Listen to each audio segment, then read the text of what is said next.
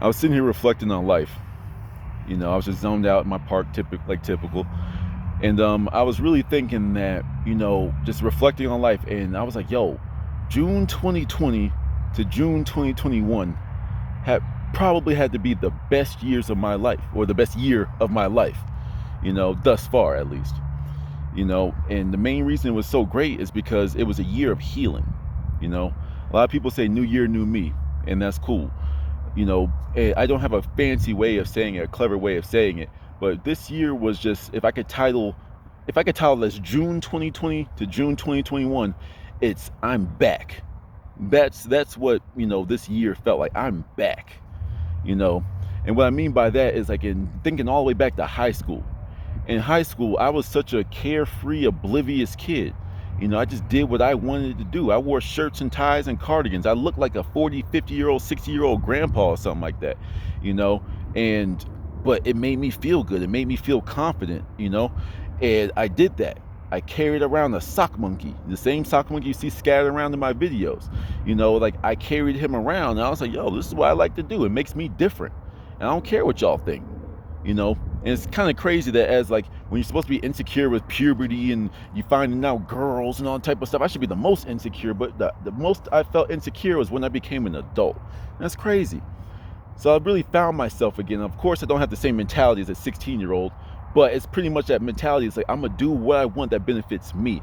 I don't care what society wants me to do. I don't care if you want me to be in a relationship like this. I don't care if you want me to dress like this. I don't care if it's like, oh, like, you have to have a job to be successful. Y'all know how I feel about jobs. Like, it's just like, no. Like, it's like, well, of course, I'm gonna shake off that job eventually. Things are in the works eventually. But, until then, it's like I've been shaking off thing after thing that no longer serves me. And it's like the way I eat, the way I even dress now. Like, I used to be the guy that matched all my clothes. I couldn't care less now. At least right now. Don't get me wrong, I'm gonna get fresh again one day. I'm gonna get fresh again one day. But not right now, because I don't care. It doesn't serve me right now. I sit outside the park. Why do I need to be fresh? I'm barely wearing clothes. I am wearing shorts right now. That is all I'm wearing. You know what I'm saying?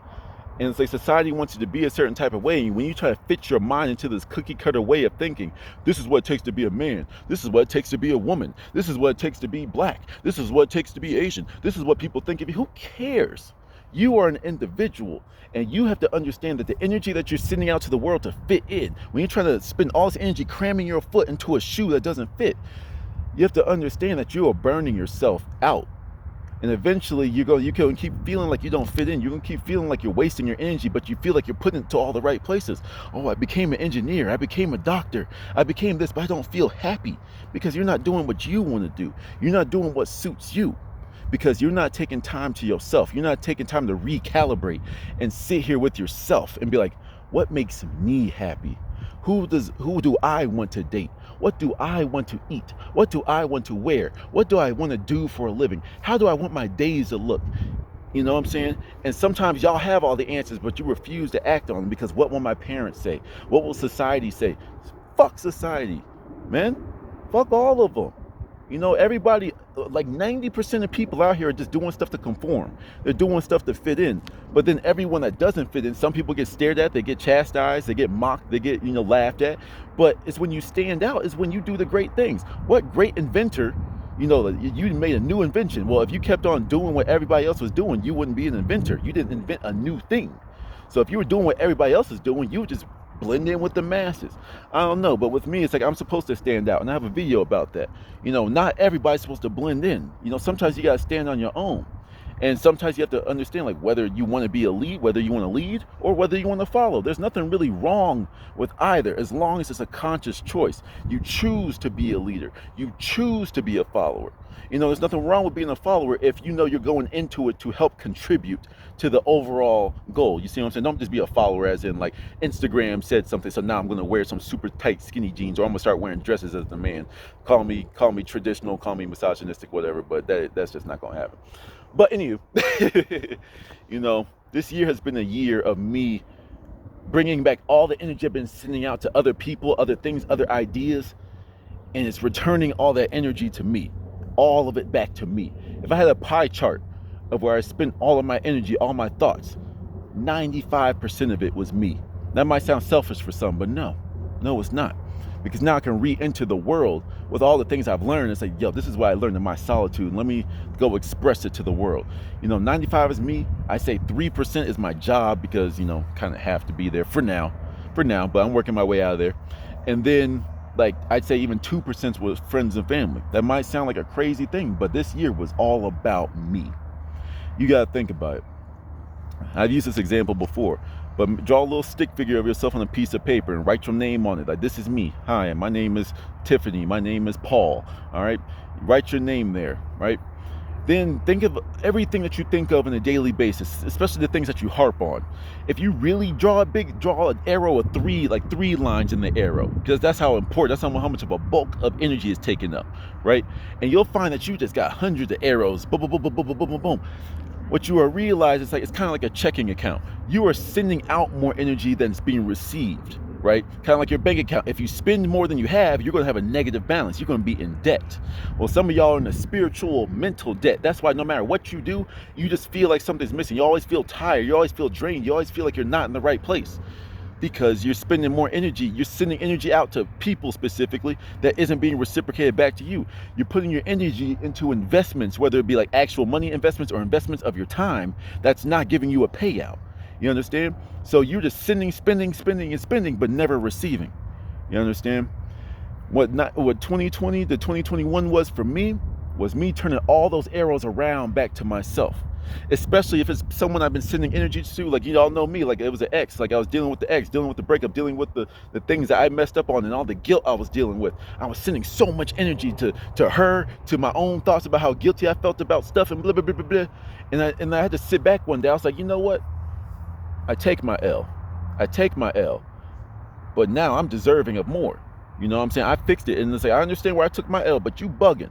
You no longer deserve my energy anymore. And I'm gonna take all of this back. Don't get me wrong. She never, played any games, to be honest. It's just I was attached, but I had to detach and take all that energy back. And it's very, very important, y'all, that you take time to yourselves. You take time to yourselves. Get off of Instagram, get off of Twitter, get off of even YouTube. Get off of whatever and just go sit by yourself for a little bit and just listen to your thoughts. And I'm gonna make a different video about that. But just sit and listen with your thoughts and see what you're saying to yourself. See what's running on autopilot in the back of your head. And once you start to realize that you've been thinking a lot of external circumstances, you're gonna realize it's time to bring that energy back, right? I was at work yesterday. And as part of my job, it's like I'm supposed to go to all these structures and make sure there's no nests on them. So when construction happens, number one, they don't have to stop construction because it's a protected species. And either I remove the nest or I just mainly I just go survey because the birds aren't in season yet. But I went and looked at the this bridge, right? I had to climb under the bridge and go survey the top, the underside of it. And you all know how I talked about the little voice in the back of my head that I never ignore anymore. I was under the bridge and I was just going from structure to structure to structure, boom, boom, boom, just knock it out as fast as possible. But something told me to, have a seat. The little voice in the back of my head said, have a seat. I was like, yo, I got shit to do. Like, what do you mean? Come on, I gotta go.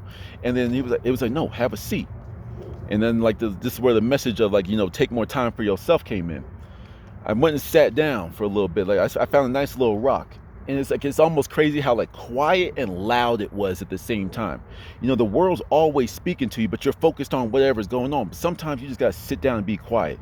Because then when I sat down, it's almost like someone turned the volume up on the background noise. I heard the stream running. You know what I'm saying? I heard birds chirping, flying around. I actually heard wings of the wings of the birds fluttering around. And I was like, yo, this is nice. This was cool. But this is a nice little break. I gotta go. And it's like, yo.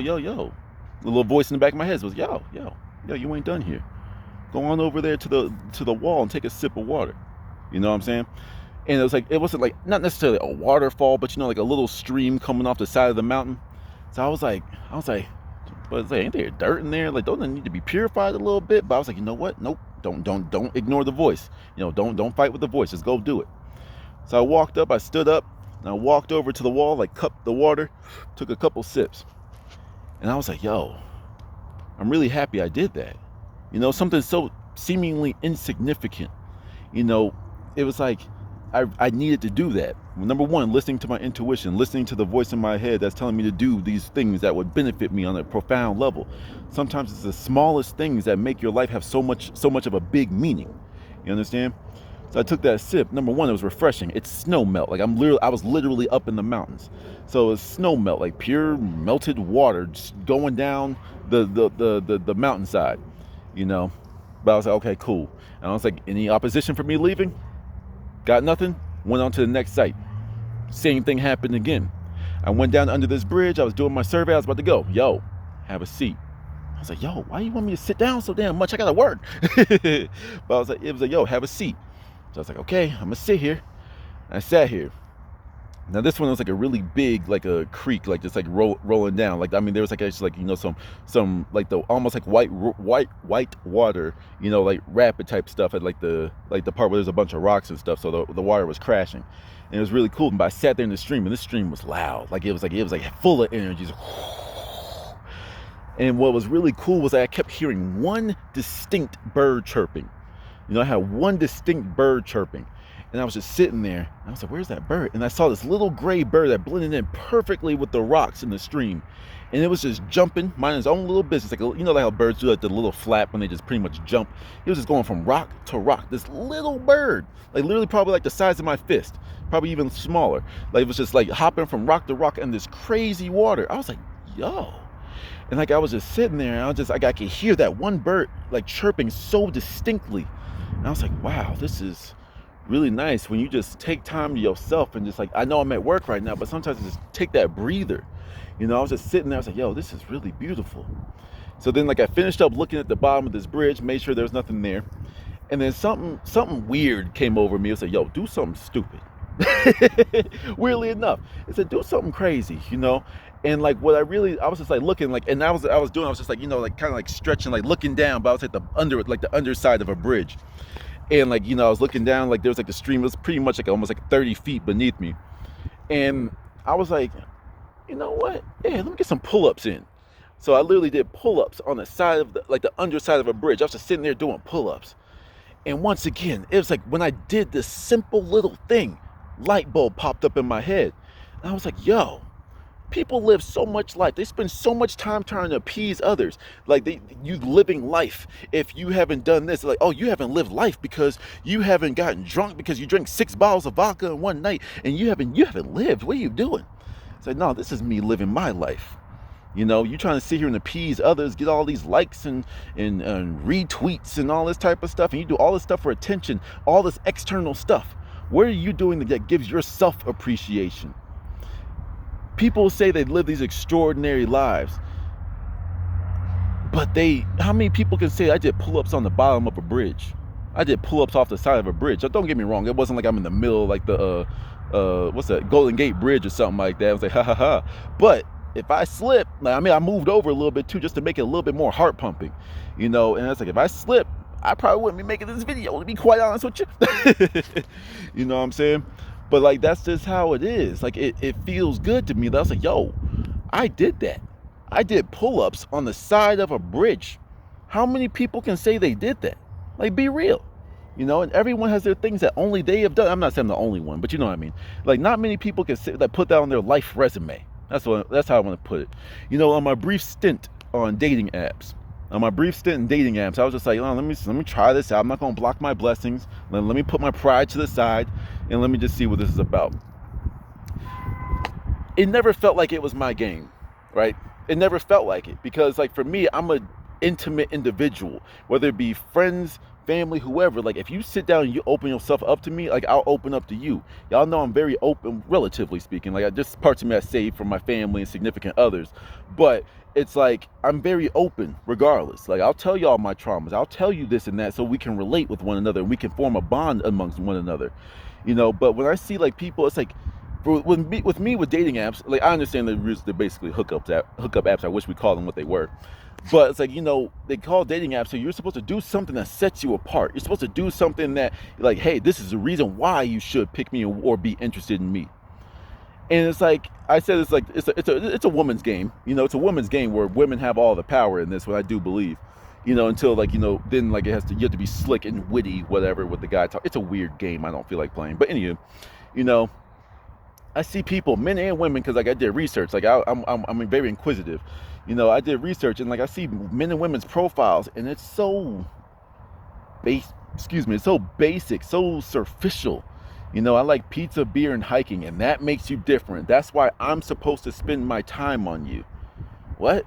And then like even like doing research on male profiles, it's like they insert witty comment here. Oh, I'm really good at this and that. And I'm just, once again, you're not saying anything special. You're not saying anything that's truly you. Where can the genuine connection be formed if this is how you act?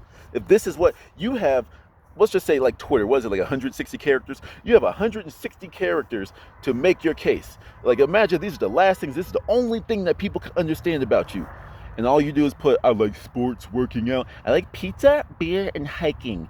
I'm like, that's what makes you different? That's what you chose to exemplify yourself? It's like, I guess I'm reading way too deep into it. I know, that's why I said it's not my game.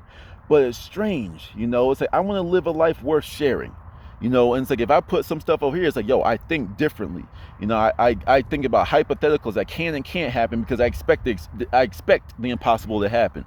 You know what I'm saying? If freaking, I don't care, El Chupacabra tries to attack me right now, I want to know, what would I do to try to defend myself? Does El Chupacabra look like how I expected it? This is how my mind goes. But you can't articulate that on these dating apps because no one cares.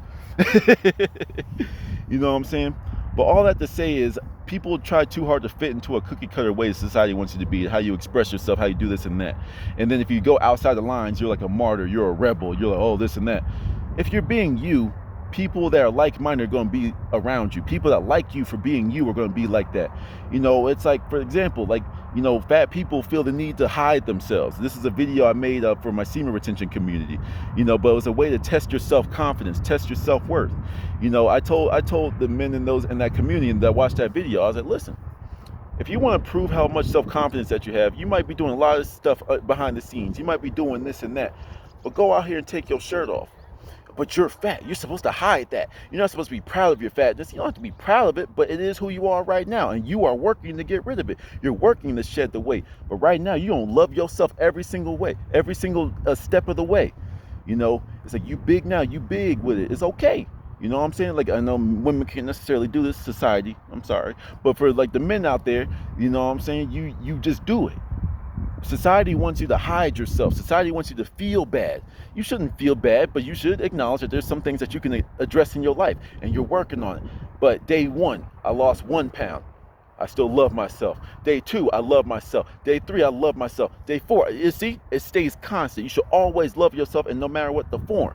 But if you can improve upon it, if you can spend a whole year on yourself like I did, and just make yourself better, come out of the darkness like shining, like yo, I did that. I'm back, bitches. What's up? That's the energy you need to have.